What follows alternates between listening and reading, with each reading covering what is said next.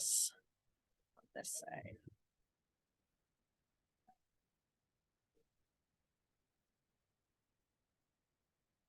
Oh. All right, welcome everyone. Can you guys hear me okay? A little closer, how's that? Excellent. Welcome, full house, this is great. If anyone else comes in, we do have more chairs in the back, but we are at capacity right now, that's great. And welcome everyone on Zoom as well. Let's just do a quick little housekeeping. Zoom, somebody give me a thumbs up or something, let us know that you can hear me still. Yes, thumbs up, fantastic, thank you.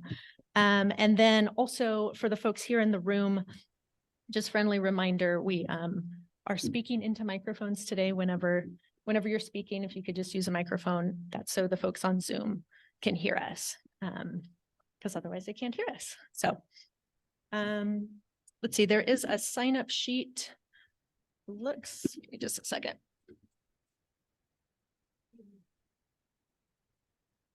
It's getting pretty full, but I'll just send it around in case anyone missed it. So please do sign in, and everyone on Zoom, if you can sign in by just putting your name in the chat, name and who you're with. And if you're willing to share contact info with us, you can put that in there as well. So thank you all. Also, there are some minor refreshments over here, some fizzy water and some light snacks. So feel free to help yourself at any point. And I think that's it on the housekeeping. So let's jump into introductions first off. We'll just do a quick round around the room, and then we'll hop up to Zoom as well, have everyone introduce themselves. Just let us know your name, who you're with, either who you're representing or where you're joining us from today, and we will get going. All right, so I will go first. I am Allison Thompson, Executive Director here at the Yuba Fire Safe Council, and welcome. Okay, that should be on. Thanks. Hi, my name is Joe King. I work for Sierra Pacific Industries. I'm the new district manager for the Tahoe district, taking over for Eric Sweet. Hi, I'm Sandy Huckins, and I am the FireWise coordinator, and I'm assuming some program coordinator duties as well. John Messick, Yuba County Board of Supervisors, District 5. Gary Files, Yuba County Resource Conservation District, Program Coordinator for the Wildland Fire Mitigation Review Program. Beverly Files, Education Outreach Committee for the Fire Safe Council. Oscar Marin, Yuba County OES, Emergency Operations Manager. Justin Hartman, Battalion Chief, CAL FIRE, Loma Rica Dobbins Battalion. Bill Hyde from the Oregon Peak Lookout VIP program. Chris McCandless from the Tahoe National Forest, Yuba River Fuel Specialist. Lisa Thompson, and I'm on the board of Lake Francis Mutual Water Company, and I'm also on the board of Yes Charter School here in Dobbins. Rodney Carter, I'm a volunteer mitigation advisor. Charles Sharp, I'm here on behalf of the Dobbins Oregon House Fire Protection District. Patrick Straight, I'm just here. Francis Anchors, I'm a homeowner in Oregon House. Rick Satomi, UC Extension Forestry Advisor. Tony Murphy, just interested in finding out more about the FAIR plan and fire insurance. Robin Murphy, a resident of Challenge. Margaret Pinderup, I live in Dobbins, and I'm a volunteer for the Dobbins Oregon House Fire Auxiliary. Thank you. We have one more in the room. Curtis Canfield, Executive Director, Alcove Center. All right, thank you, everyone. Let's hop up to Zoom now. I'm just going to do what I think has worked well in the past, because I know the screens tend to shift around. I will just call on you and you can introduce yourself. So Duria, you're up first. Oh, thank you. Duria Sayed from California Department of Insurance. I'm an outreach analyst with the department. Carrie, looks like you're up next.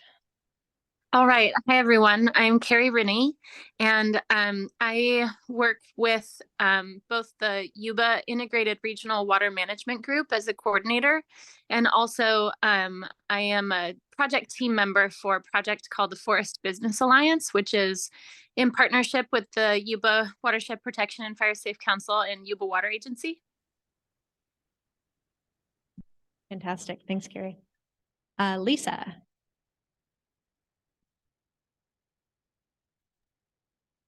Hi, I'm Lisa Strange, Northern California Outreach Manager at the Department of Insurance. Great. Thanks, Lisa. Duena.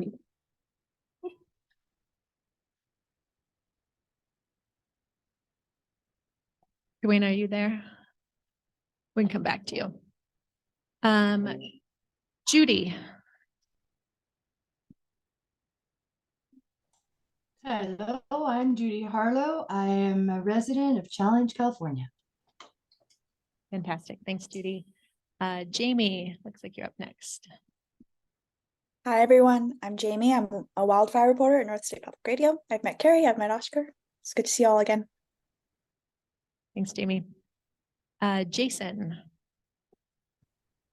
I'm Jason Schroeder with the Bureau of Land Management. Sorry, I'm not coming up on screen. I'm on the road. Not a problem. Glad we've got you here. Glad to be here. Awesome. All right. And Rob. Rob Henry, member of the Oak Valley and Pendola Fire Safe Community. Fantastic. Thanks for joining us, Rob. Okay. Did we have someone else join us right here? We'll put you on the spot.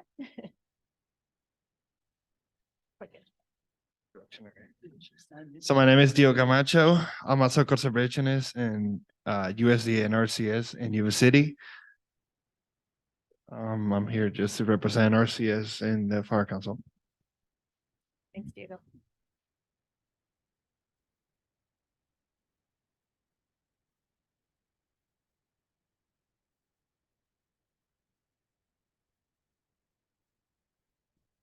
Fantastic. Well, thanks, everyone. Welcome, welcome. Hope everyone got an agenda. I hope I printed enough agendas. If you didn't, you can share. Hopefully. No, I do see a few over there. So anyway, we will move on in the agenda. So next up is public comment. This is an opportunity for anybody who does not have a spot listed on our partner reports here. If you have something you'd like to address, address the council, we leave this opportunity open. So public comment. I see one and I see one up. So we will do the one in the room here first, and then we will move up to Zoom.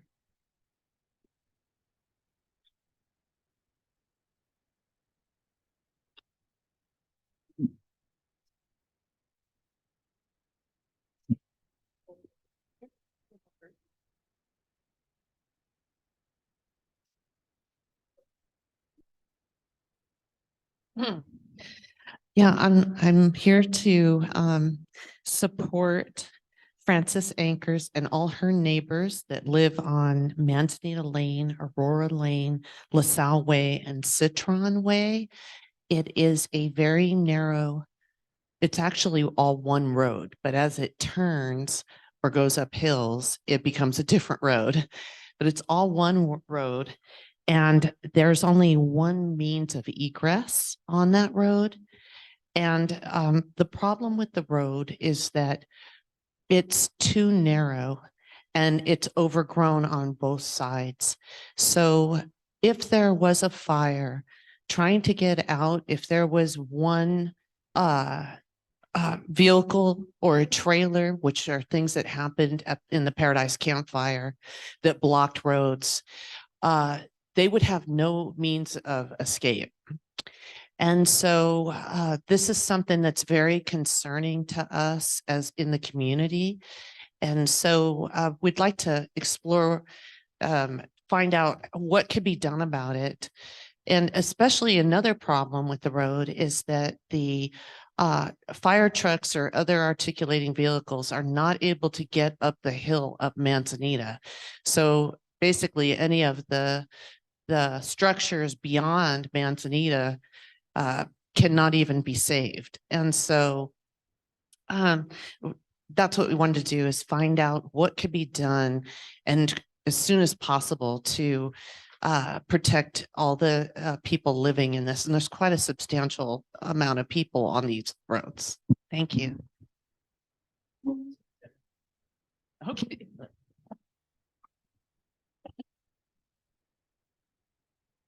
Okay, there we go. So Francis, you're good? Okay. Well, yeah, thank you both. I know I think we've talked about this before too. I don't know if anyone wants to help address that, but we can definitely keep up the conversation. Yeah, I mean, we can try looking for grants as far as Fire Safe Council to help out. Grants are never guaranteed, but we do, I wonder, actually, we have a new tool trailer. We're getting ready to launch in the next month or so. So maybe we could do some kind of like community event and get volunteers out, and at least we can't fix the fire truck access on the narrowness of it, but we could at least help clear some of the vegetation. Is that something maybe we could set up? We'll talk about it. Yeah. I think, did you send me an email? Okay, I just got it today. I'm not a big emailer. For any of you guys that I'm your supervisor, it's best to call me. Anyway, I haven't had a chance to talk to the Public Works and see if it's a county road or if it's a CSA and exactly what we need to do. But I promise you, I'm going to look into it and get back to you.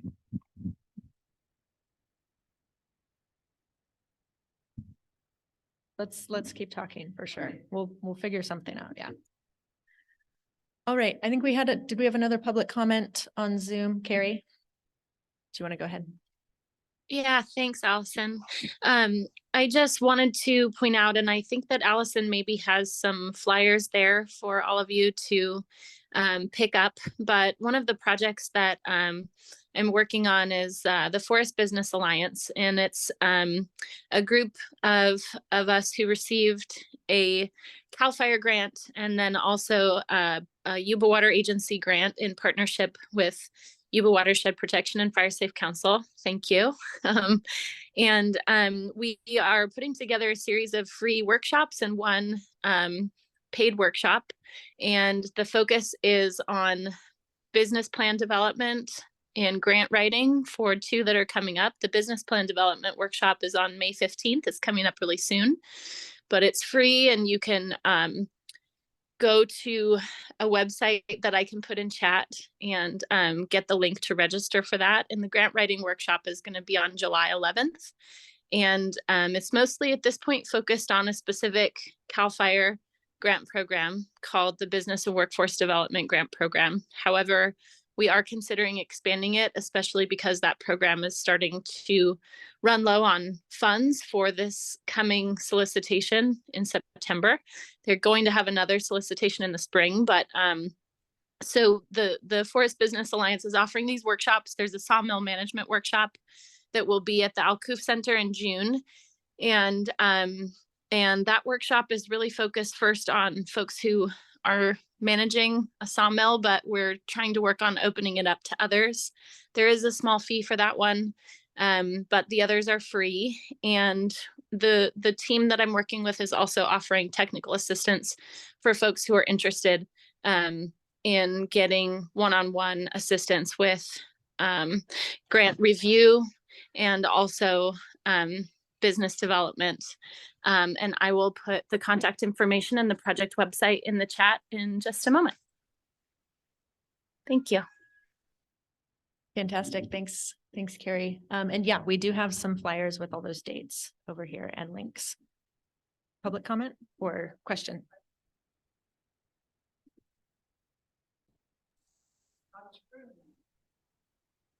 Hi. Are you on the Zoom or on the floor? Sorry, hold on. Let's get that over there. Sorry. We missed the Okay. mic. We had someone in the room. Yeah, I just wanted to ask if anybody's going to speak on the Scotch broom that is sort of taking over the roadways. I have it on my property, constant fight, but it's so flammable and such a hot fire. If you cut it and burn it, I mean, it sort of singed my eyebrows. It's that Yeah. hot when it burns. So I don't know if anybody has any ideas about management for that. And it doesn't cut with a weed eater, which is what I use. Yeah. It is definitely on our minds. I don't think we were planning to talk about it today, but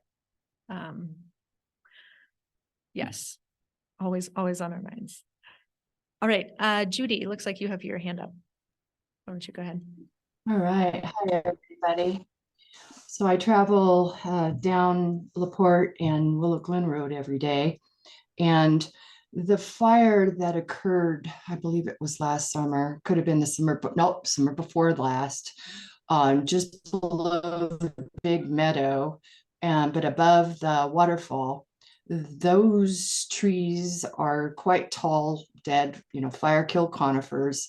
And I'm just wondering if anybody's addressed removing those hazard trees yet, and or reforestation of that property.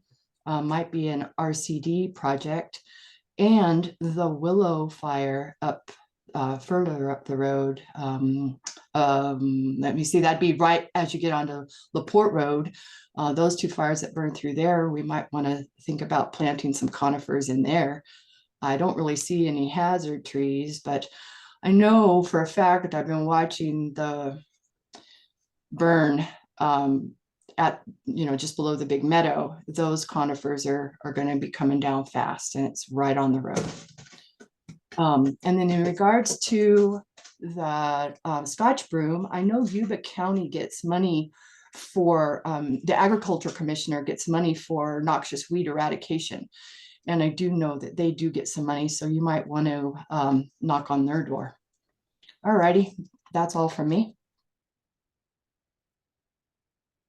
Great, thanks so much, Judy. I'm taking notes on that ag commissioner info. All right, anyone else public comment before we move on?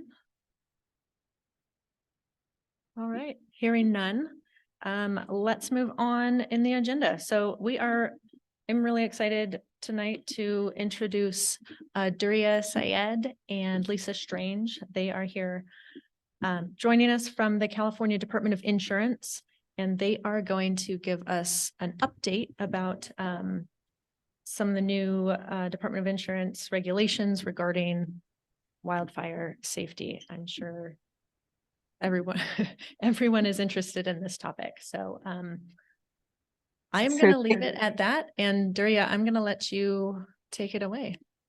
And we see your screen looks great.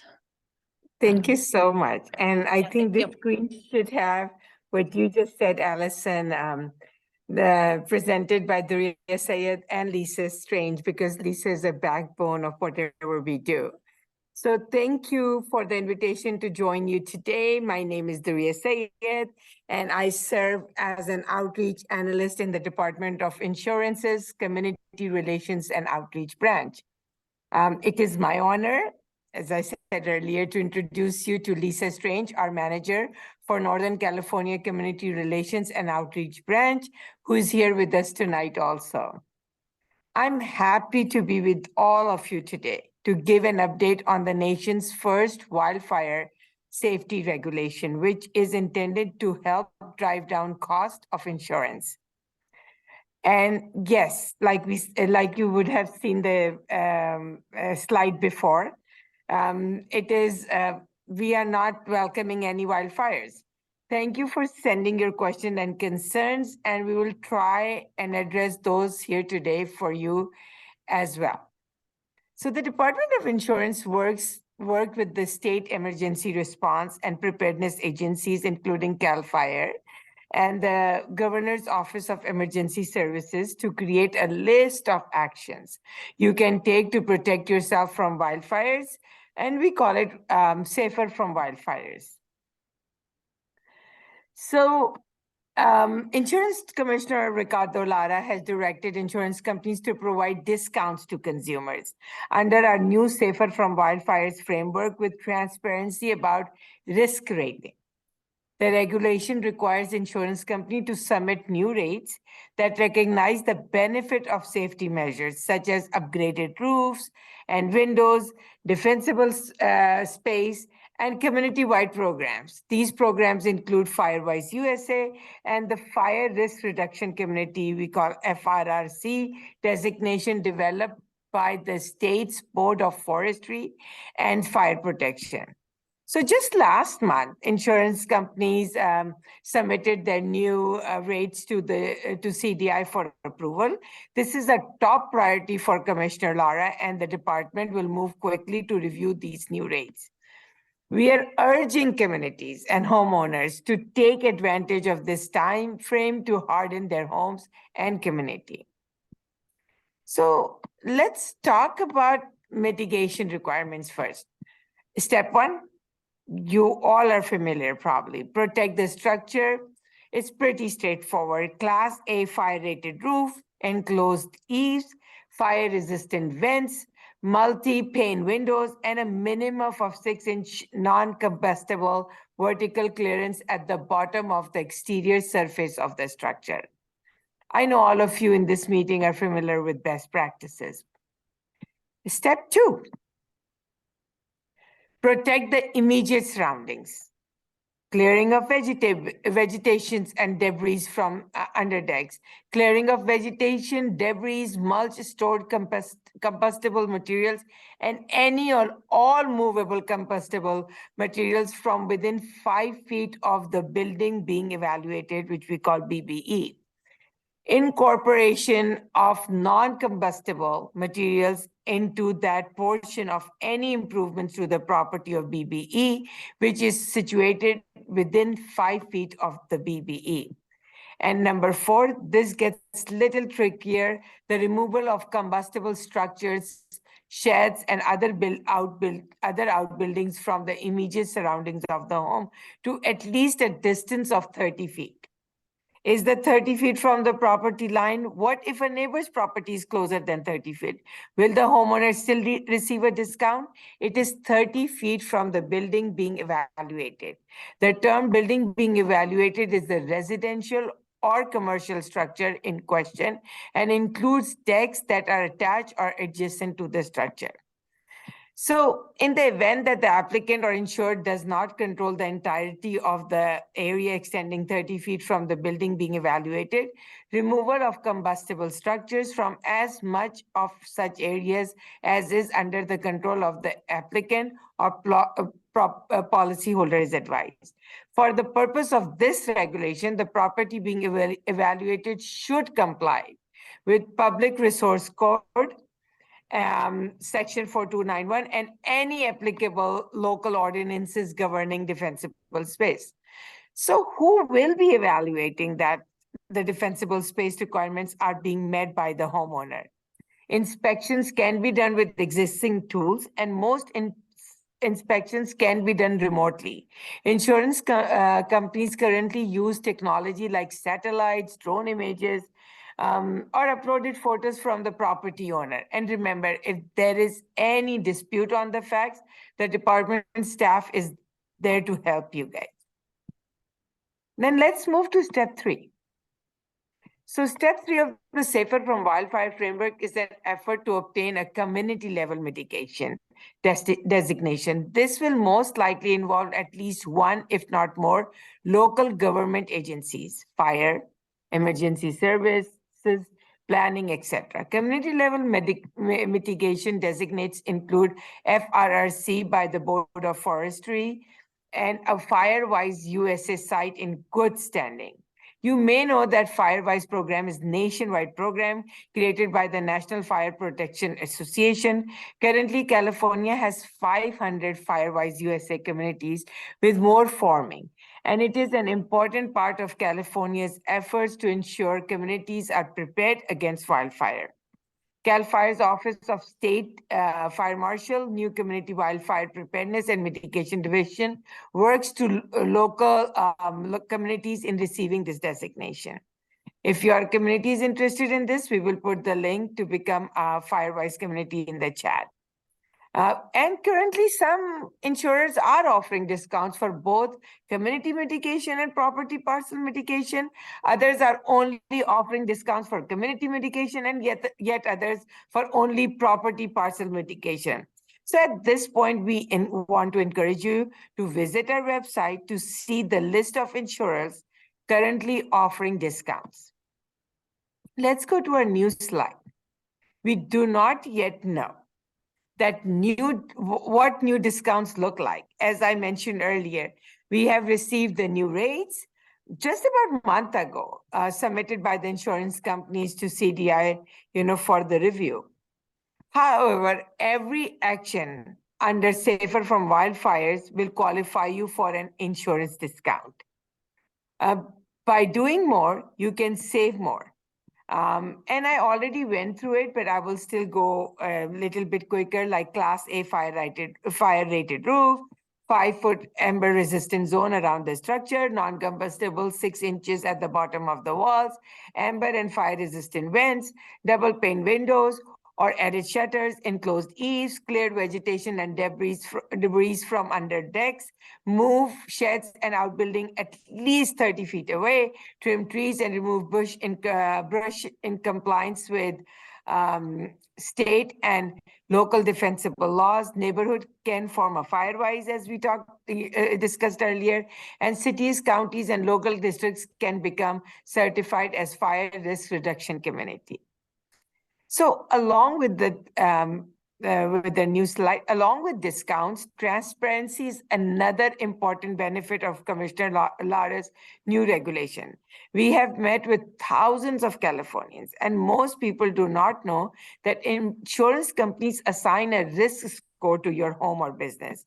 People are hungry for this information because if you know about the risk on your property, you can take action to reduce them and make yourself and your neighbors safer. So Commissioner Lara is using every tool at his disposal to protect consumers and get them the best value. Voters established this process more than 30 years ago, which is critical to our job of making sure Californians have the most choices for property insurance possible. Under the rules passed by voters, every rate filing is published on the department's website, and anyone can see it. California has the country's strongest consumer protection laws, requiring insurance companies to base their rates on the latest loss data. And CDI does not have the skeleton framework that the implementation process will be judged against, because each rate filing is unique and is reviewed by rules set under Prop 103 based on the insurance company's own updated loss data. For that reason, there is not going to be a standard discount from all companies. We want to see companies competing for your business. Consumers win when companies compete. And honestly, we don't want to put a ceiling on these incentives because every company is required to offer wildfire safety incentives. You should have choices. And department will be watching to make sure that it's fair. For the first time, the new regulation requires insurance companies to give you wildfire risk score for your property. And they have to tell you how they created that scores, what factors went into the score.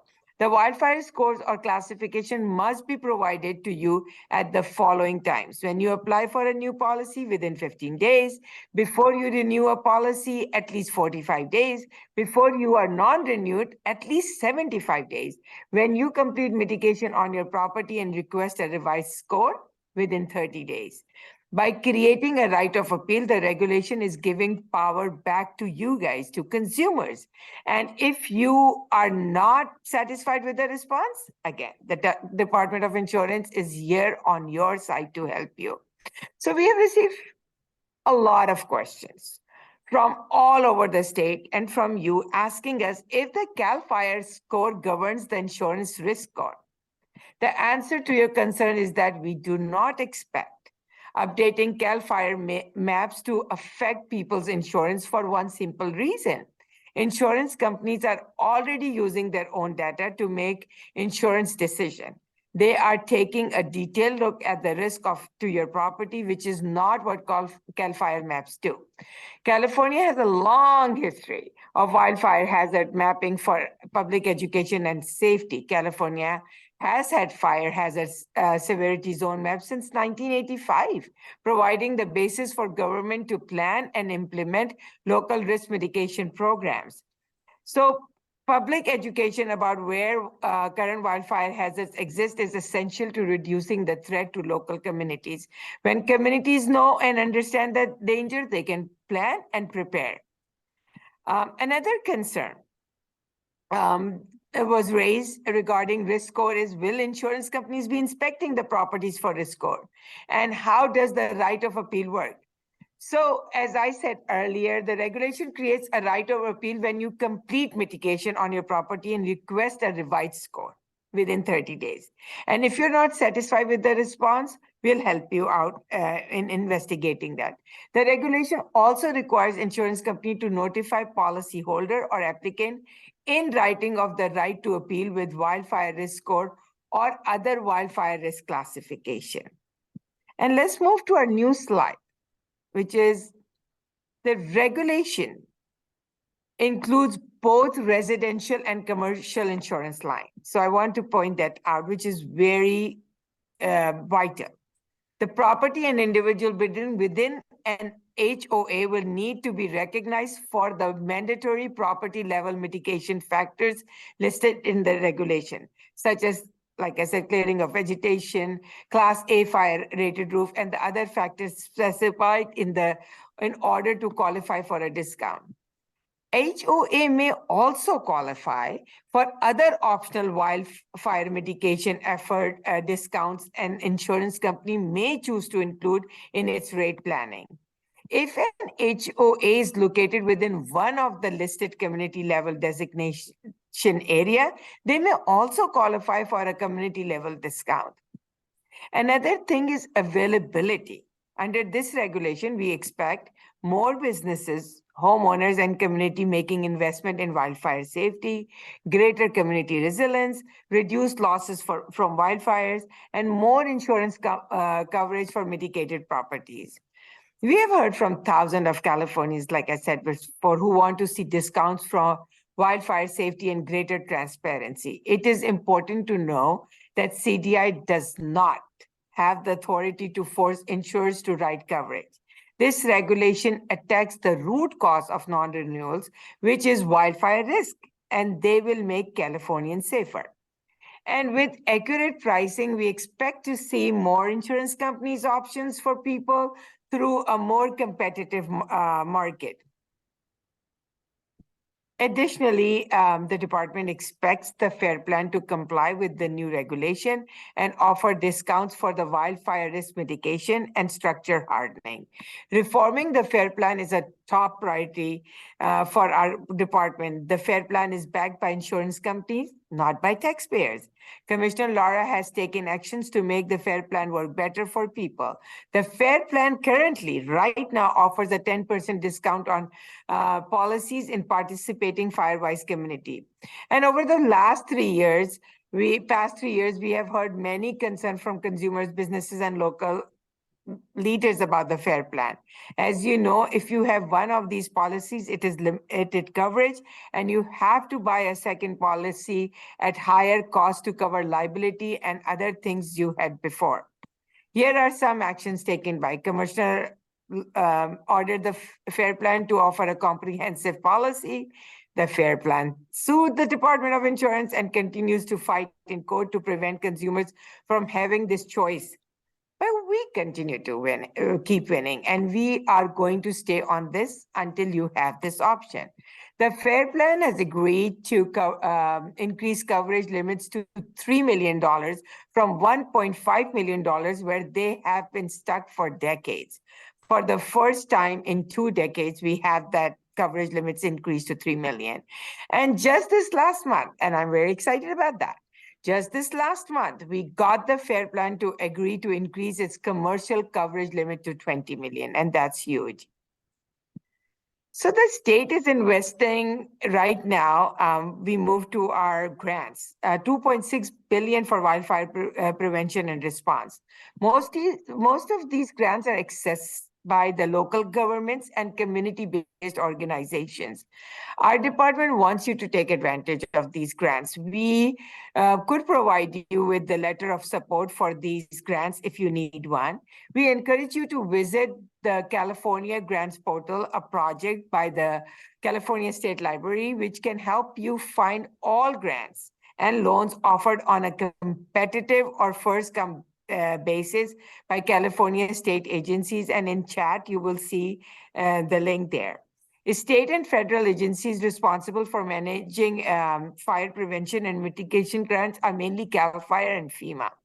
And CAL FIRE, California Climate Investment Fire Prevention Grant, they had 4-year grants project which includes defensible space and creation of community mitigation plans, hazardous fuel reduction, fire prevention education, and fire prevention planning. And then FEMA has 1 billion national competitive grants for fire management assistant grants, hazard mitigation grants program, and building resistant infrastructure communities. I do want you to go and take a look at those and go on that thing, because as I'm presenting, their periods probably for 2023 for the one before has been closed or something, but look into what grants are there and prepare. If you have missed the deadlines and things this year, be prepared for next year. So this concludes my presentation, and I want to remind you that we are here to help with any of your insurance questions. And just to let you know, an insurance commissioner says that a lot, but I will chime in what he says is insurance policies are difficult things to maneuver and review them. So I do urge you to call us at 800-927-4357. We will be happy to review your policy, or go on our website. We have live chat there. And also, I am very proud to tell you that our callback time is just 2 minutes. So now we are happy, Lisa and I, to answer your questions,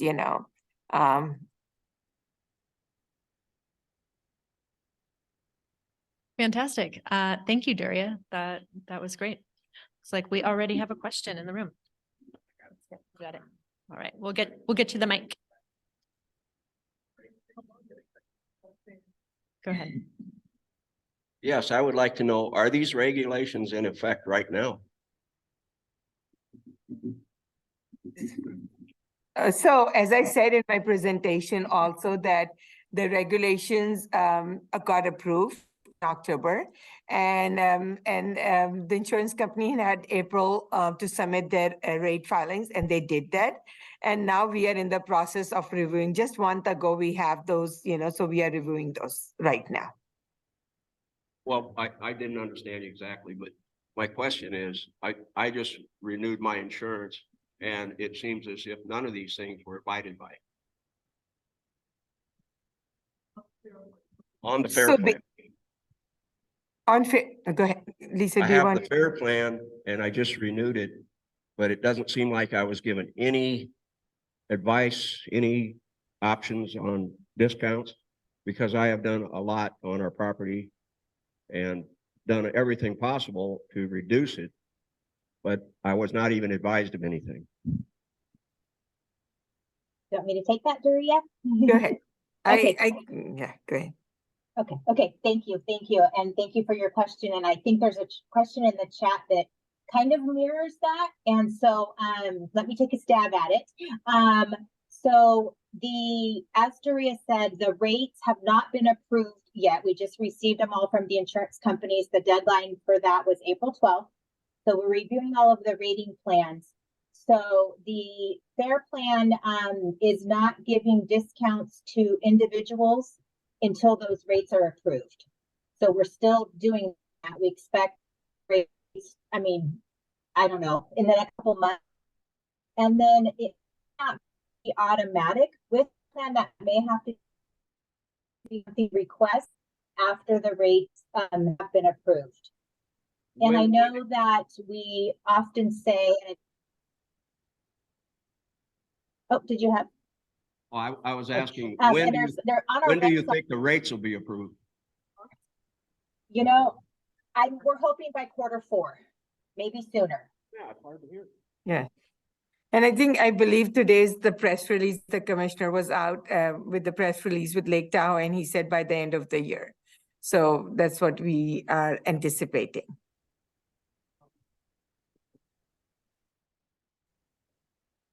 Also said, like I said in the presentation, that do ask your fair plan agent and stuff, because there are a few 10% discount that they are still giving. So ask for that. And, we are urging people to closely work with their insurance agent, insurance companies, and to see, because like I said, every company is unique, though they have filed a rate, but ask them what will be the major thing you can start doing, how you can, work on that, what fire mitigation thing.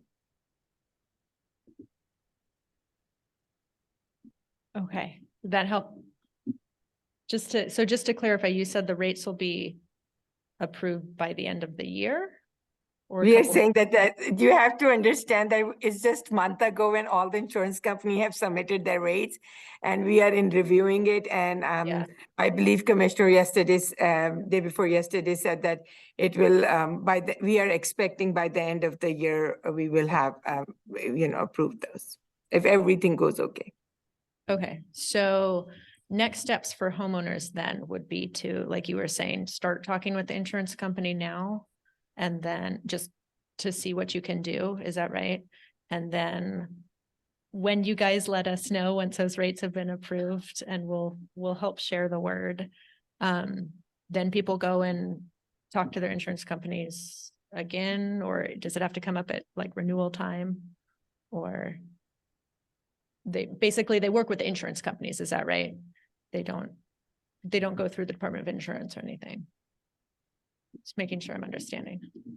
So here is the thing, yes, that's right, that they work with their insurance companies and find what discounts they are. We also, like you have seen in the chat, that we encourage all of you to visit our website to see the list of the insurers currently offering discount. So you can start that conversation right now. We are also, besides, we are asking people to, the thing is that it's a win-win situation. If you harden your home, it's always a good thing to do. And we're also asking, because some of the companies will have particular things that they want you to harden. So maybe it's a good conversation to have what will be, what will be a good thing to start with. And some of the things you can also start with the smaller things, and then go to the bigger projects and stuff like that. So that's what we are asking people to do right now. And also, we are also saying, if you, in our presentation, once you get the discount, or you feel that you are not getting the right discount, or you feel there is the risk or other things, then there is a time that we are going to, you can have a department, talk to us and come to us. We also tell people though, and I said that in the presentation, and we go and say that a lot, that honestly, we have so many experts online. So anytime you have a question, you are confused, just pick up the phone or go on live chat and ask questions. So even if you have not gone to the company and got your insurance, we'll still guide you through the process and stuff like that. So just feel free to call us. Fantastic. Sounds good. Any other questions? Yes. So it looks, I'm sorry, that was loud. So it looks like some of this information is just a little bit dated, because it's talking about 100% of the insurance market will be required to offer these discounts starting in April 2023. And so you just updated us that that's not really the case.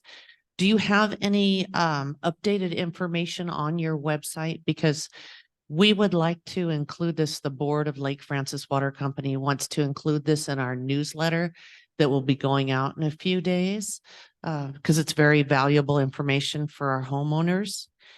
So wondering where we could get, updated materials that we could share with that. Thank you. I am confused about the April 2023. April 2023 was the time where they submitted the rate planning. And I think originally maybe back then it was but right now they have submitted that thing and we are going through the approval and stuff like that. We expect that all the companies have filed or not, but right now, I cannot even tell you that 100% people have done the rate filings because we just have received them and we're reviewing it right now. We will have more information in few months or so.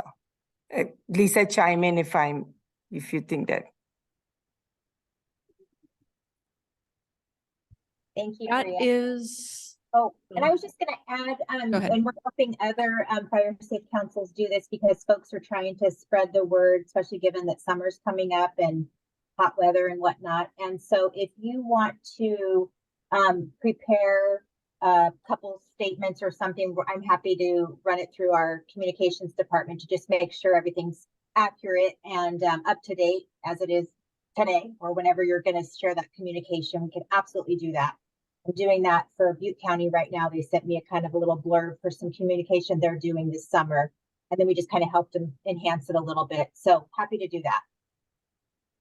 Great. I think we'll take you up on that, Lisa. And I think just to clarify, there is one of those handouts is one I had left over from, I think it was dated from February. So that might be the one that has the April date. And then all the other handouts are the ones you guys sent me today. So thank you for clarifying because we are going with all our eyes to make sure that so I was taken by that. So thank you. And honestly, one paper that I also go back and read again and again is FAQs. We have FAQs about the regulations. Please read that. That has a lot of information just on one page, Great. Any more questions?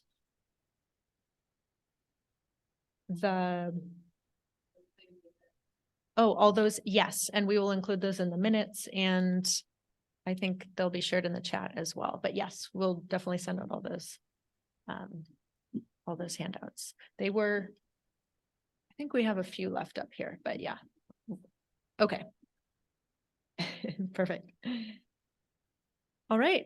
If there are no other questions, well, thank you so much, Daria and Lisa. This was fantastic. We're getting lots of, I don't know if you can hear them. We're getting some thank yous around the room. So thank you so much. Thank you. Yeah, thank you for having us. Forward to, fantastic. You are welcome to stay on or hop off, whatever is your pleasure. But thanks for being here tonight. Thank you, Allison. Pleasure working with all of you. Yeah. All right. We will move on in the agenda to our partner reports. I think we have a handful of folks here, so we will just go down the list and see who is able to attend tonight.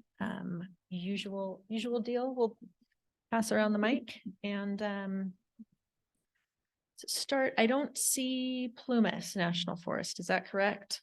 Caller, if you're here, but I don't think I see you. All right, we will move to Tahoe National Forest. Thank you. Chris McCandless again, Tahoe National Forest Yuba River District Specialist, Field Specialist up pretty much from the middle fork of the Yuba to the Yuba Pass. Formerly, it was Gabe Foster. Gabe took a promotion as the District Fire Management Officer, and I backfilled from him, behind him. For those that don't know me, I've been with the Tahoe National Forest since 2002. I spent majority of my career on the Tahoe Hot Shots, where I just moved over. I was a captain there. So been a part of the WUI and what we've got going on for quite some time, and a lot of pride in kind of where I'm working. I lived in Camptonville for a long time. Now live down in Nevada City, but consider myself a local in these parts, at least up a little bit higher. So anyways, with that, for the Yuba River and what we have going on, and that's quite a bit actually. with the resiliency project, the landscape project that came from the bill funding, and then also with our partnership project. I'll just kind of go over an overview of what we've currently got going on, some projects that are already in implementation, and then where we're looking for our planning. So, and I don't want to steal any thunder here, but kind of a big thing that just happened recently was the Yuba Watershed Protection and Fire Safety Council was able to secure, I'm taking your thunder, I think probably. No, so we were able to, they were able to secure about $1.5 million from a CAL FIRE Forest Health grant. And that's going to be the new Bowlers Bar project. And what we're looking for that is a layout coming fall of 2023 to winter of 2023. And then implementation around 24, 25. And that's going to be about 790 acres of machine work and about 200 acres of hand cut tractor piles. And kind of focusing, you know, the new Bowlers project focusing around Bowlers Bar Reservoir and looking out moonshine kind of down to the Middle Fork, and then connecting pieces along Marysville, and then again up off Old Camptonville Road, that ridge line out there, just looking at places that we can put in some, what we call them is potential operational delineations, kind of a pod.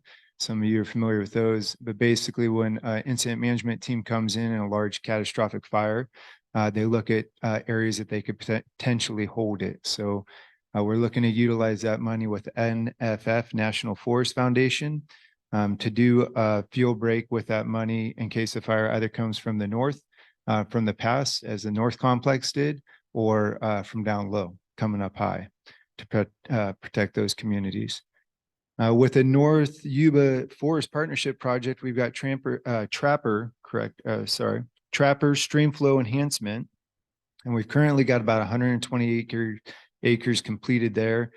We should have about another 150 completed at the end of next week. So looking at about 280 acres, and the acres that have been completed are all kind of lining Highway 49 below the community of Camptonville. There's about 31 acres there. And there's kind of polka dotted going down Highway 49, doing hand cut, hand pile treatments in that area. We have Machine Market, our contractor, getting back up into the Pike area. And I know that's kind of a Sierra County country, but they're getting back up and resuming operation back, what is it, May 23rd, they're looking at getting up there. So with the winter we had, you know, you guys, the snow melted down here a lot sooner than it did up high, and we've been getting a lot of moisture. So having crews in place, it's been kind of a little bit of a delay of start, but they're eager to get back out there. The hand folks, hand cut, hand piles operations are back up. Machines coming back on board here shortly. The North Yuba Hazard Tree Project, it's basically a campground mitigation project, Ramshorn up a Highway 49 just before Downeyville is completed. And then we're looking at Yuba and Yuba Pass and Sierra campgrounds as well. So that's kind of the projects that we have going on right now. The project moving forward with the North Yuba Landscape Resiliency Project, if you guys heard, basically it came out of the infrastructure bill. A lot of money came to the North Yuba to implement fuel reduction. It's one of the 10 critical landscapes that was deemed in the nation. So it's got a lot of eyes on it from a lot of folks and a lot of priority to see some fuel reduction in that area. We're starting with the layout for Graveyard. It's about 2,000 acres there south of Highway 49. That's going to be fuel reduction, along with Slayville, 4,000 acres there. Rattlesnake is kind of around the Downeyville community, and that's going to be a big fuel reduction, kind of ridge top, a lot of aerial logging operations, machine operations up there, hand cut, hand pile where we can do it. But that's kind of the first, what is it, 20, so let me see my numbers here, 4,300 acres of the 1,800 acre footprint for that project. And in total, there's about 230,000 acres in that project. So now that the bill has gone through, we're basically allocated that money. That money's been given. Now it's obligating it and putting it to use. Layout for the Rattlesnake project around Downeyville will be 24 and 25. Implementation once completed with layout in 25. So those are the big projects we have going. There's a lot of partners working with us, the National Forest Foundation, the Tahoe National Forest, along with different communities in those areas that we're going to be doing the treatments. One other thing I wanted to touch on, NFF, along with Camptonville Community Partnership with the Forest Service. We had a meeting on Monday talking about how we're going to get rid of all this material that's coming off of the landscape, because it doesn't just disappear, and hand piles can only do so good, and machine piles as well. So we're looking at the campus that CCP has been talking about developing, and they had a meeting on Monday. We had a meeting with Hat Creek Lumber, and they're out of Bernie, and they were awarded $300,000 of a Forest Service grant to start design and layout of a campus for biomass. So that's all kind of in the workings, and it went well. They're eager because there's going to be a lot of material getting moved off the landscape, and it's definitely something that we can support their interest in to get for us to get rid of the fuel. The Forest Service also got a char boss, which is kind of similar. It's biomass. It's reducing fuels on the landscape. It's a portable biomass. It's very small scale compared to what CCP and NFF are trying to do with the campus, but it's basically along the same lines. It's just portable, where we can move it out to projects. Wrapping it up. Sorry, this is my first one, so I'm probably long-winded, but still looking at a window to burn Yuba Pass units A and D. It's currently under snow, but that is probably going to be in the fall. And other than that, for a fire update, all the crews came on Monday fully staffed. I mean, we have people staffing them throughout the winter, but now we are up to full capacity. The Tahoe Hotshots onboarded on Tuesday, yesterday, and then you'll have engine 331 out of Camptonville and engine 332 out of Downeyville.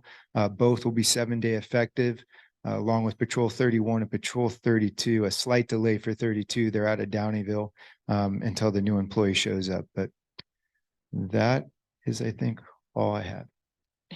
Go ahead, Gary. Chris mentioned pile burning and hand pile and machine pile burning. You mentioned machine pile and hand pile burning. Are you guys looking at any underburns? Yes, definitely. Get that. Sorry. So again, when we get the window for Yuba Pass Unit A and D, we plan on doing underburns up there. And then we have Bear Trap up off of the North San Juan Ridge, which is kind of the south side of the district, looking at doing continuation. We got a burn in there last spring, went well. We have another unit out there that we're trying to use as kind of a live fire drill for the oncoming resources. So that would be sooner than later. And then again, on the south side of the district, Madrone, looking at burning that too. We have Red Ant out in Downeyville. It's a pretty complex one just with the windows there, but that's still high priority to get that burn done. But initially with the money, with the resiliency bill, it's going in initial treatment, doing a lot of fuel reduction because a lot of this hasn't seen fire yet. And then a second entry would be doing some more underburns. So yeah, some planned, and then definitely more for the future once we get that initial treatment going.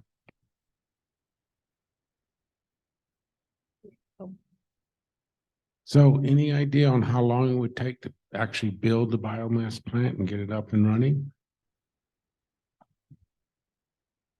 I know they've got the $300,000 and they're planning to do the layout and kind of the design of it. And they're eager to start moving as early as February to get it going. The completion of it, it's like a multi-phased kind of project where they're going to start out with the biomass, and then they'll work it maybe standing up a mill. It just depends on how much material and if they see the value and continuing it on. But the final project, I don't know, but February is when they would like to start. Yes. Yeah, they're eager to get in and start getting it going.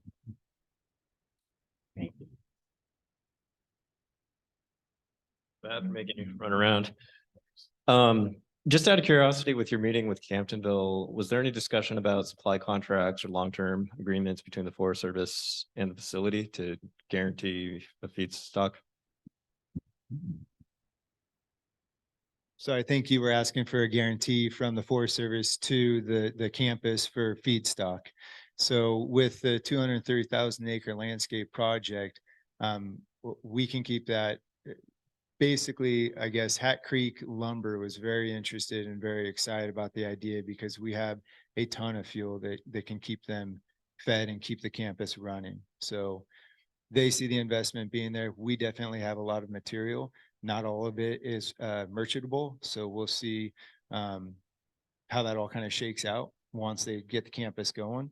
But they're definitely interested. And from my understanding, and this is all new to me, and I'll have more information as time goes on, but Hat Creek Lumber is looking to come in. They got the grant to start the facility, start it up. Once it gets running on its feet, then it gets taken over by somebody else. And they're kind of like, I envision planning on setting these up where they can, and then they move on. So they're not the long-term. I'm not sure. I guess that'd be a question for CCP as to who we envision being like the people that are going to keep running the campus, but it's basically CCP's campus, if that makes sense. And that's all pretty much, like I said, we had the meeting Monday and it was a conversation that started about 2 weeks ago, and there's more to follow for sure. Sounds good. Thanks, Chris. If I can provide just like a minor correction on that grant you mentioned, the New Bullards project is a Yuba Water Agency project. It's a Yuba Water Agency project. It's not Fire Safe Council. And I believe maybe the numbers you mentioned are probably Forest Service numbers. The whole grant is $7 million and 3,500 acres. So yeah, no, that's no worries, stealing my thunder. That is fantastic. Yeah. So there's Forest Service and a whole bunch of other partners involved. So yeah, that'll be a great one for the area. So we're not involved besides just talking with them and spreading the word about it. So all right. Next up, Jason from BLM. If you're still with us. Fantastic. I am still with you. I'm sorry again for not coming up on screen. Yeah, not a ton to report from BLM. We were able to make it out there to the Brownsville parcel. There's some BLM land up north of town there. We met with Ryan from SBI and Madison a couple weeks ago. I think we're starting to formulate a plan with kind of continuing that treatment that SBI has been working on, that fuel break just outside of town. From the BLM, there's some rare plants in the area. Our botanist was able to make it out and kind of identify kind of her concerns. I think we got kind of a plan starting to come together there. And that's really all we got to report from BLM tonight. Unless anybody has any questions. Questions? Great. Well, thanks, Jason. I'm glad you're able to be here.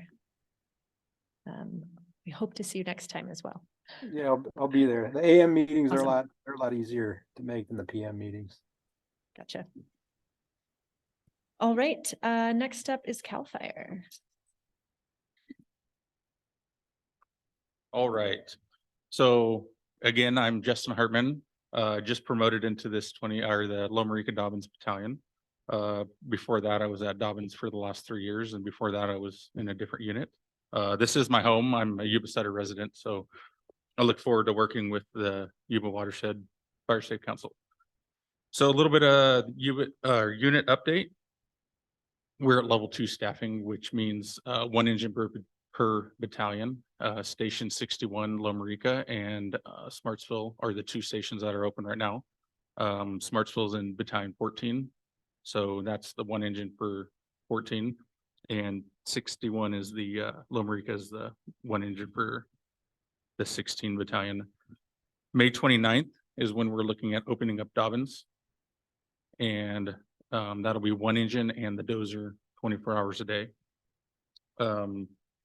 June 1st, we have crews available, but we will be at our peak crew readiness.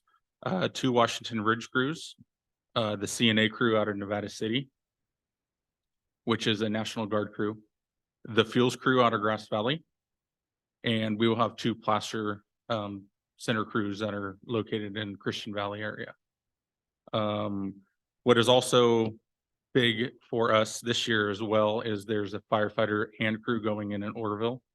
So that is closer than the Placer County or the Placer crews. So we could be seeing the firefighter hand crews potentially in this area. June 5th, the Grass Valley Air Attack Base will be fully staffed with the air attack and 2 tankers. June 16th, 6 Whiskey Lima, which is our Type 2 exclusive use helicopter, will be available from headquarters, Auburn, for all initial attack fires. June 26th, we will go into peak staffing, which will be the 2nd engine at Dobbins. So we will have 2 engines and 1 dozer, June 26th. July 1st, we will get our Type 1 helicopter, exclusive use. That's usually stationed out of Truckee Airport, but that is going to move down to the Nevada County Airport until the snow and the fire conditions up there potentially change. But that's June 1st, and that's a Type 1, and that'll be 2 Whiskey Lima, and it's recently changed from 1 Alpha Alpha. The burn ban is the big thing. Burn permits are required as of right now. It is a very simple process to go online to the burn permits.fire.ca.gov and apply for your burn permit. The process so far is working relatively smooth, and it is new to all of us. So bear with us. And if anybody who does not have access to online capability, you can stop by the station and apply there too, down at Loma Rica Station for a burn permit. And then, yeah, like I was talking about, the burn ban, when we're going to stop with the permits is all relative to weather, and there will be a press announcement from CAL FIRE to let everybody know. Along the lines of any of the projects going through, I know we did get a major contingency line built during the Rice's incident. I'm not sure if anybody's aware of that or if it was brought forward prior to us.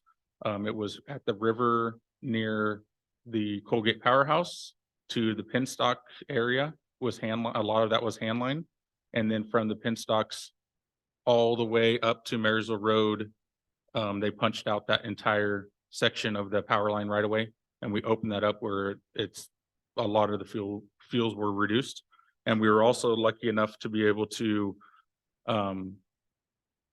punch a line or create a fire break from Marysville Road up to the Oregon Peak Lookout and clear a lot of that area as well, from the Siller Brothers property through the Plumas National Forest property up to past the Chai and to the state property at the top of Oregon Peak. Other than that, that's the end of the report I have. And if anybody else has questions, I'm happy to hopefully have an answer for it.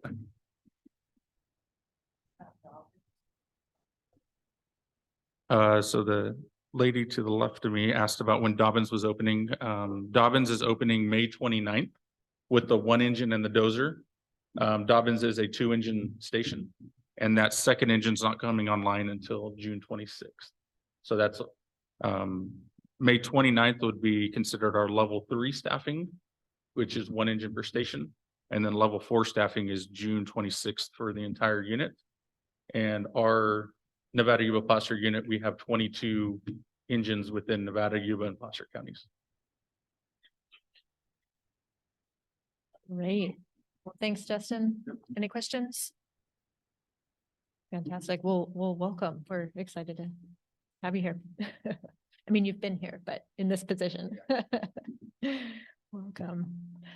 All right. I did not see CDFW, Department of Fish and Wildlife. Is that correct?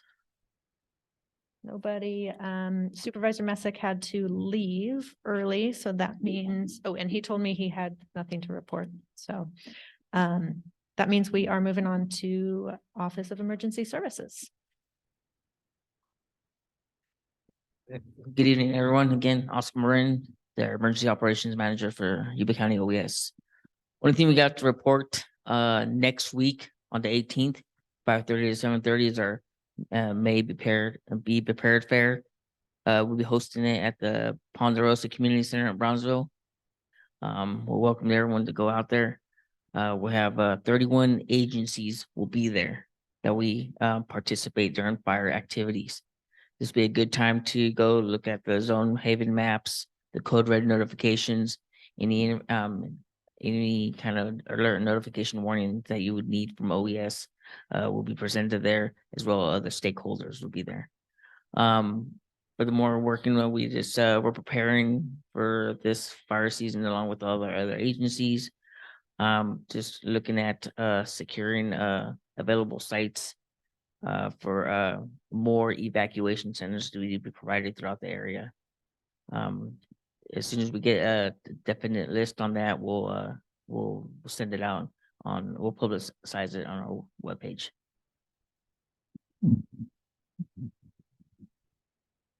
Great, thanks, Oscar. Any questions for OES?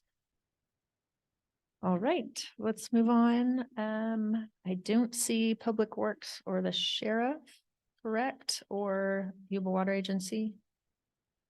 Or Beal? It means we're moving on down the list to Oregon Peak. Look out. On the spot. It went though. quick. down that Yep, list. yep. Yes, I'm Bill. I'm the coordinator for the VIP program at Oregon Peak. We're going to open later this year, I believe. I don't know how late. It depends on the gentleman next door to me here. And we're out still looking for volunteers, and I will try to get my contacts info into the email, hopefully, or on the website or something. So, and if anybody in this room's interested, just catch me here before class and I'll give you all the info. And I generally do everything by email. And we have a few folks that don't email, but I have a little short phone list I deal with, but most everything else is emails. So if you email me or get a phone number or get a hold of one of the other folks, I'll get a hold of you, because I've had a couple that recently and they've responded. So that's about all we got. And I don't know what kind of year it's going to be. But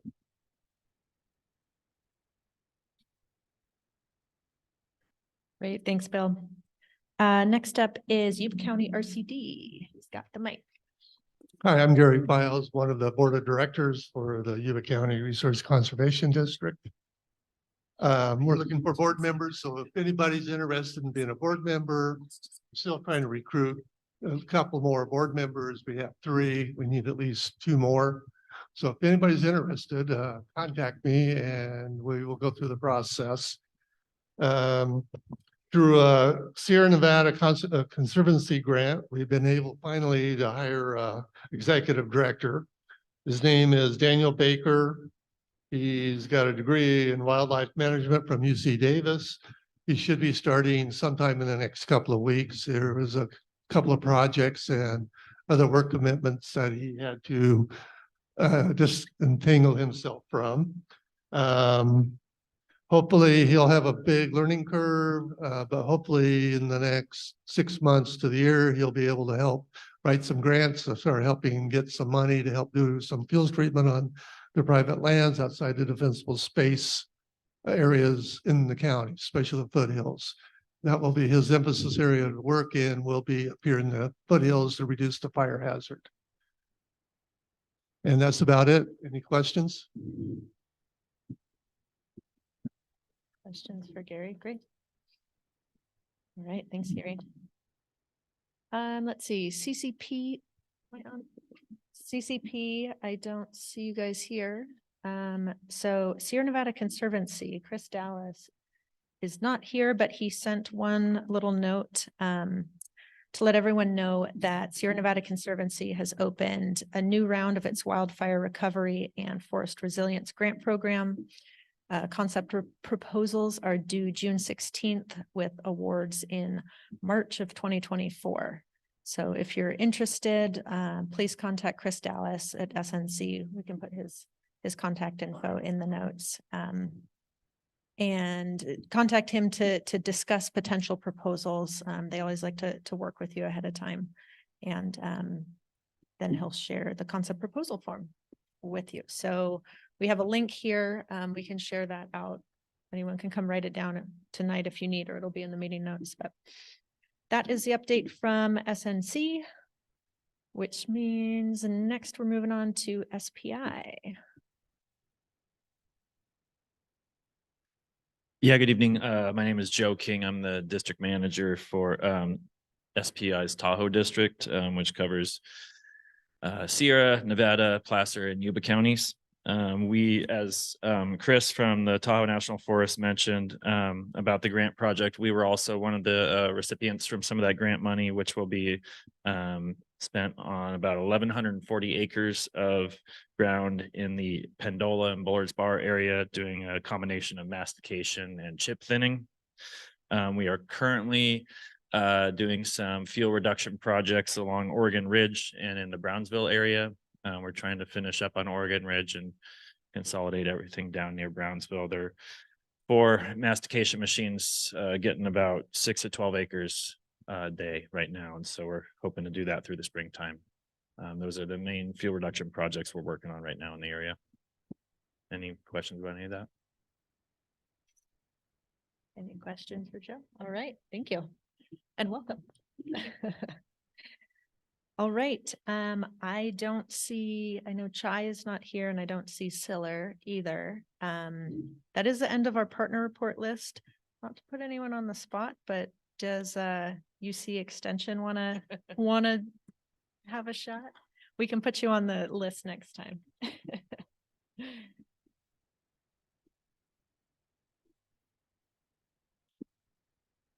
Not a whole lot to say. I did want to say thank you to Julie and Allison for helping us put together a pile burning fact sheet. I think everyone in this room is well informed and knows how to do it. But if anyone has questions on when and what type of permit you might need from CAL FIRE, we put together a handy little guide that Allison printed out. Right now, Extension, we don't have too much going on locally. We've got a couple goat grazing or breed trials going in. We just finished the post-treatment monitoring today. And so we haven't analyzed the data, but it's probably going to be about what you expect. You know, they're very good at tackling the live fuels, but still a little bit challenging with some of the woodier fuels, some of the heavier, higher risk fuels. On top of that, let's see here. We're doing some, there's a GIS training coming up in May. Hopefully I can convince Allison to send some of her folks in. You know, unfortunately the executive director hasn't started yet, but hopefully once he starts, we can connect more. You know, we're always trying to host opportunities to try to help local community groups kind of build up their capacity and get more projects on the ground. I guess one bit of good news, I have been able to hire a forest youth education coordinator recently. He's still getting onboarded and figuring out the state and all the different education activities we have around forestry, but I'm hoping to connect him with Yes Charter and be doing more targeted forestry education here in the county. So thank you. Oh, there we go. Yeah, thanks, Ricky. Hey, I also printed out an email I received from Dan Macon about the Nevada Yuba Placer Disaster Livestock Access Program. So I'll just kind of add that on to yours. If anyone is, let's see, if anyone is a commercial rancher, this applies to you. If not, I'll just try to do it real brief. But basically there's a every year they do a livestock access program for commercial ranching operations, and they have all the definitions of how to meet that in here. But that allows ranchers access if there's a wildfire and areas are closed off for evacuations. Folks who have gone through this program, had the training, are allowed back in to be able to take care of their livestock. So anyone interested, I have info here. We can share that out in the meeting notes as well. But I know that's really important for those folks and it relates to fire. So we share it here. So, all right. I think that is it on our partner reports. Let's move on to our Fire Safe Council reports. And we have Beverly up first with outreach and education. Thank you. Just on the April 22nd, Earth Day, Allison and Sandy and I staffed a booth at the Yes Charter Earth Day event. Met a lot of people. Some new to the area, some didn't know about us, some knew about us. Probably gave away 20 sets of toe chain covers. People are saying, what are these? I gotta have some. So it was a good opportunity as we're getting into the potential of fire season to kind of get ourselves out there and have people starting to really look at what they need to be doing. A lot of it they should have already been doing, but just to kind of get that back in the forefront of their minds. As to piggyback on that, we're going to start having a booth at the Dobbins Farmers Market on the second Saturday of each month. And then Brownsville's Farmers Market is on Fridays. We're going to try to hit that. We will definitely be part of the Prepared Fair on May 18th at the Ponderosa in Brownsville. And then I think maybe I'm springing this on Sandy. We're going to be doing also the plant sale and flea market. We'll have a information booth set up there at the Lost Nugget in Camptonville on the 20th. So there's a lot of opportunities out there for people in the area to drop in and see what we have as far as information, get any clarification on things they need to be doing or what kind of programs are available. I just want to remind people, if you're not on our Facebook page, please go there because it gets a little punch almost every day, thanks to Curtis. And I haven't been putting a lot on, but I'll be starting to do that. Just put out a push for people to start taking pictures of any of the work that they might be doing around their home, in their neighborhood, in the community that will add to fire resilience, because that's the heart of our calendar. And while it seems like we've just gotten into 2023, we need to start on the 2024 calendar. So we need your pictures. If you're not on Facebook, please check it out. If you have neighbors that are doing work that you think might be interesting, snap a shot, have them snap a picture, because we can use all the pictures we can get. What's that? Oh, okay. Link on the website at yubafiresafe.org. And that site has got just a wealth of information and programs that are available. We're going to start getting tow chain covers out again. The tool trailer Allison mentioned is hopefully soon going to be ready to take out and do some volunteer work in places. And so that's another opportunity for a community to say, hey, yeah, we'd like that trailer out there, and get a group together and do some of your own work. I did have somebody ask about Scotch broom the other day. And we used to have the Scotch broom pullers that were at some of the hardware stores that they would loan out. And I don't think that's happening anymore, but Yeah, I haven't heard. a note about the ag situation might be a good one, because like more everybody's facing that right now. I was out doing a mitigation review last week up in Brownsville, and the Scotch broom was just coming up like full bloom. And we do want to keep that under control, because that is very hot burning and it is just everywhere and not native, right? I think that's about it for right now. Again, we're at a point where I can start going out to groups if they're interested, and going out and talking to them about specifically about home hardening, about defensible space and how to be prepared. And also to remind people to sign up for mitigation reviews, because number one, it not only helps you around your home, but it also allows you to be able to make use of our cost share grant for defensible space. And that portion got renewed.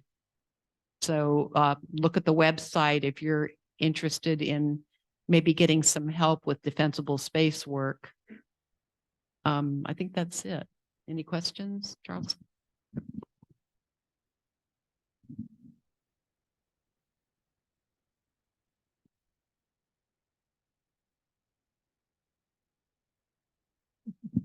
Thank you. I have an announcement that I think the September 30th is going to be the date for the Harvest Festival. And it might be good if the Fire Safe Council was there and OES was there. And I think that's the date that's getting settled down for that. So just to keep it in mind. The 30th for the kind of reviving the Harvest Festival, September 30th here at Yahoo. And that would be a good opportunity to meet, have things out for people in the local area. So thank you. That'd be And fantastic. Beverly, I had a question for you. I've had a couple of people ask me about residential control burn classes on a workshop that was happening several months ago.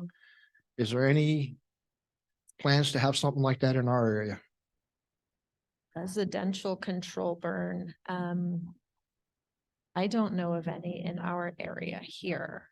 I know there's some other RCDs elsewhere who are doing some stuff, but They had Anybody else?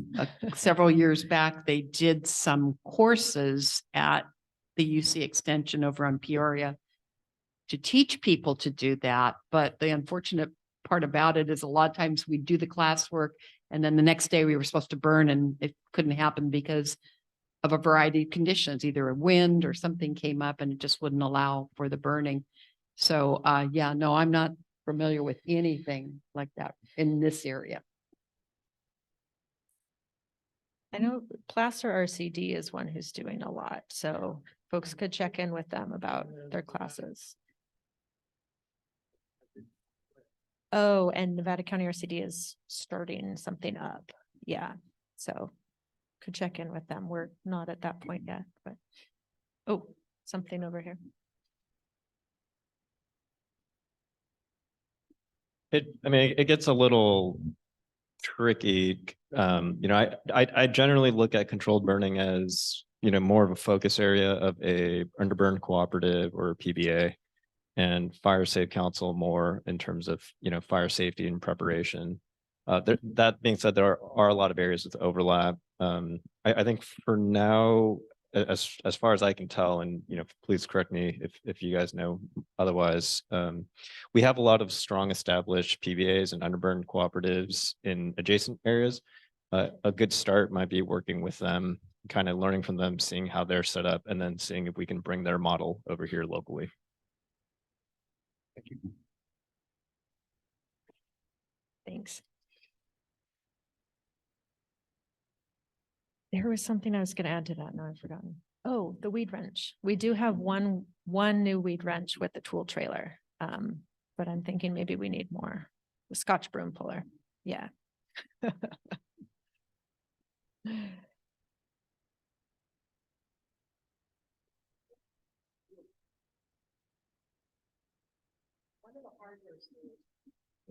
We'll have to hunt them down. Yeah, they might be somewhere.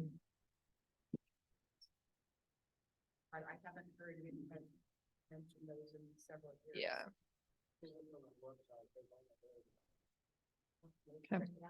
We'll look into it. Yeah. I do want to acknowledge it's 8 o'clock, so I know I know we promised to be done by then. We have a little bit left. If anyone has to go, not a problem, but yeah, let's move on to Sandy. Okay, quickly. Firewise program. Allison and I attended the Camptonville meeting about 2 weeks ago, and which was really great because the participants of the meeting broke out into their evacuation zones and then talked about projects that they could do in their community. And we had a lot of interest from residents about becoming a Firewise community. So I think we have I received an email today about the community on Moonshine wanting to work with that. We also attended, like Beverly said, Earth Day, and had a list of quite a few residents in Oregon House that were interested in working to become Firewise communities who I've reached out to and have not heard back from. So I will reach out again. And if anybody here is interested in having a presentation in your community on Firewise, I would be more than happy to come out and do that. You can contact me at Sandy at Yuba Fire Safe. And that's it on Firewise programs. Address signs are coming in like crazy. I think it's great. If people in your community on your street don't have an address sign, tell them to get online and order one. I'm gonna sit down next week and bust out about 50 of them. And then we're gonna try to see if we can get the volunteer fire departments to maybe deliver them to addresses so they can then familiarize themselves with neighborhoods. So I'm working on that.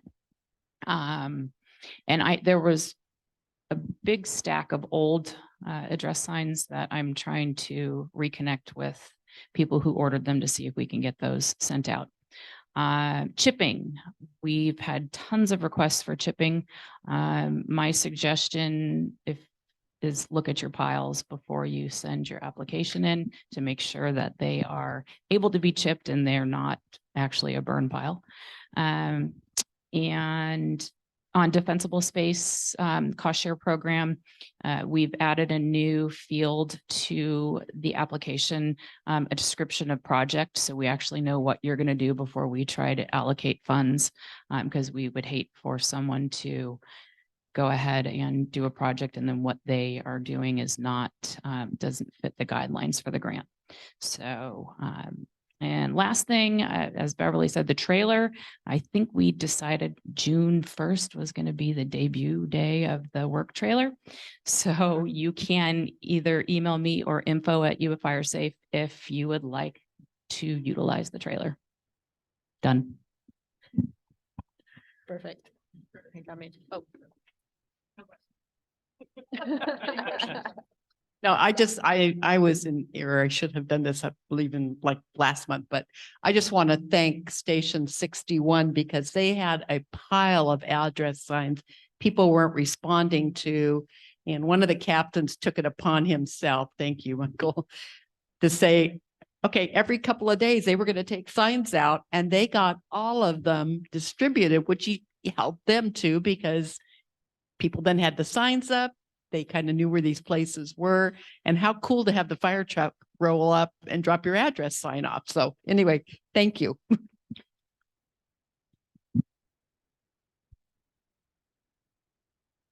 All right, thank you both. One thing unless I missed it, I don't think we mentioned about the Defensible Space Cost Share Program. We've said it before, but that grant was extended, but only through the end of July. So we need to get the work needs to be done and we need to get your application in by July 31st if you want 50% cost share up to $2,000 on defensible space work. So time is of the essence. All right. I don't believe we have any board members here tonight, so we will move on to my report. And because we're getting a little late, I'll try to keep it quick. We did cover a ton of great information already, so I don't have too much. I will just give a couple updates on our fuels projects. So Stevens Fund fuel break, I think Joe mentioned some about what SBI is doing on that.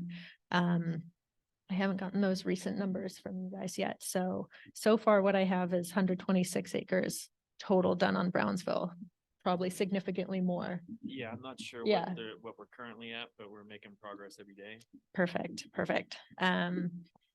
And Oregon Ridge, my numbers are at 338 acres. That could be more. I update my numbers when I get invoices. So that's where we're at. But that total is 460 out of the total project between both of those fuel breaks is 700 acres. So 460, we're at probably at least at 500 at this point completed. So that's great. Both of those are looking great.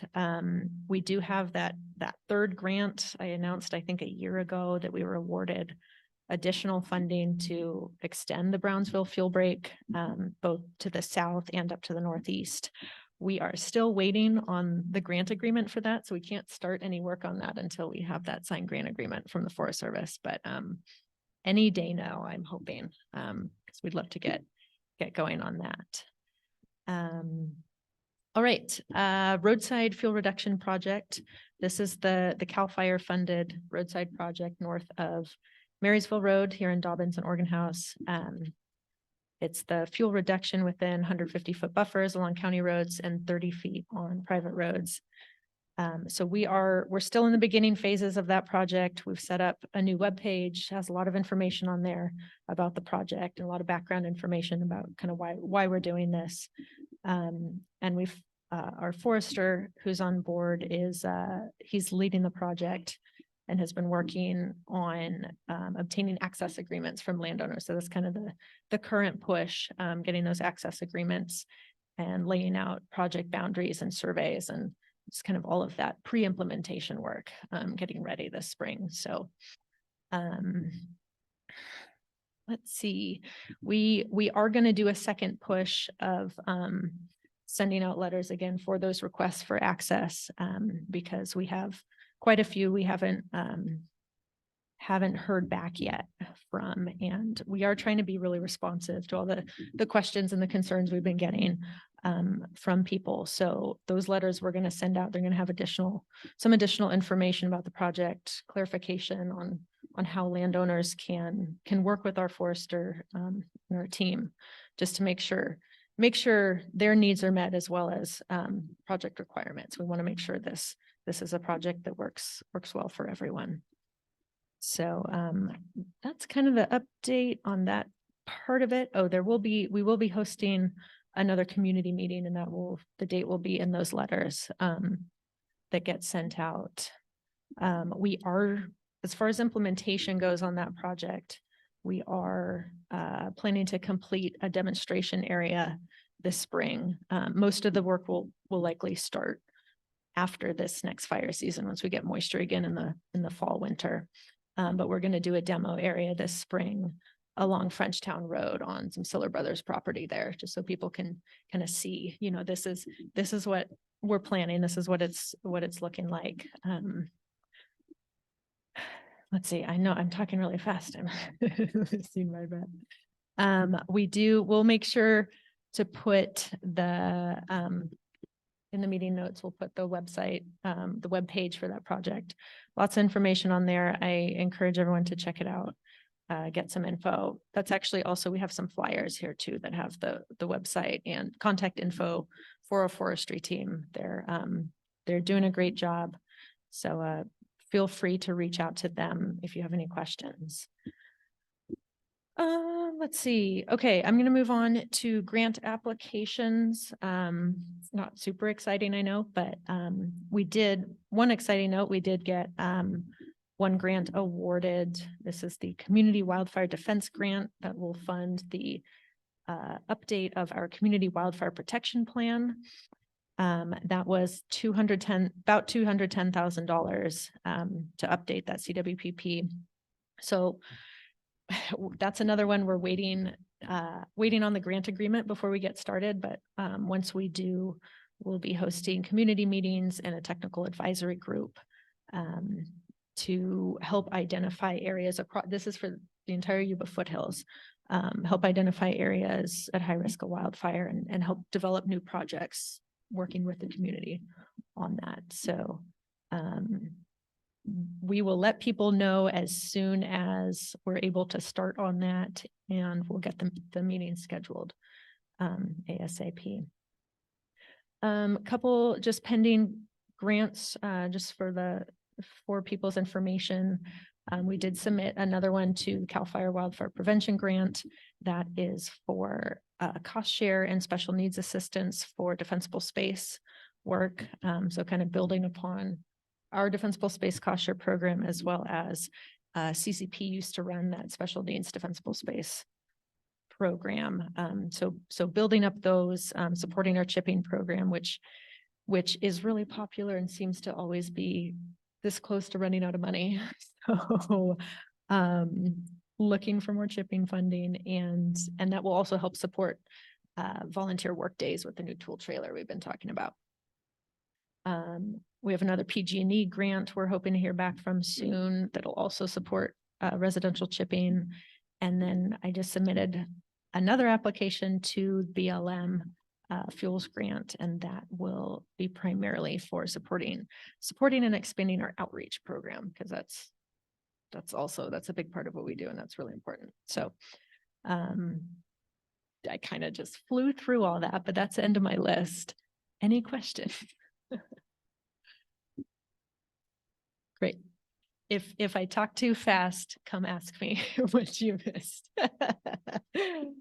Okay, so just kind of real quick to wrap up, because I know we're getting late. Next meeting is June 14th, about a month from now. That one is going to be in the morning, 9:30 a.m. We're trying this alternating meeting situation to try to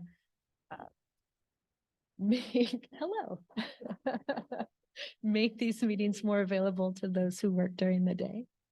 Glad to see you. Yeah, and the night. I'm glad to see you, Bam. Okay. Any other thoughts, questions, comments? You came at just the right time, Pam. We were just about to wrap up. Pam's done. Awesome. Okay. I'm glad you're here. Cool. Well, thanks everyone. Thanks for showing up tonight, sticking around a little bit late. A lot of great information going on tonight. As always, reach out with any questions, thoughts, comments. If you just want to chat, we are here. So thank you. And thank you folks on Zoom. Thanks for sticking.